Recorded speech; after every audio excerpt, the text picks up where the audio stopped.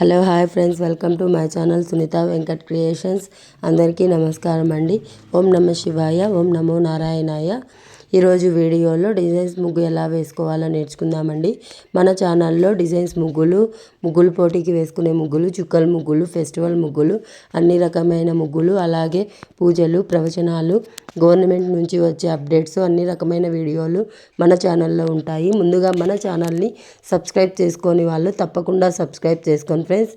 మీరు సబ్స్క్రైబ్ చేసుకున్నట్లయితే నేను వేసే ప్రతి ముగ్గు మీకు నోటిఫికేషన్లో వస్తుంది. నా ముగ్గులు నచ్చినట్లయితే ఒక లైక్ కొట్టండి. ఎలా ఉందో కామెంట్లో చెప్పండి. మీకు ఎలాంటి ముగ్గులు కావాలో కూడా కామెంట్లో చెప్పండి.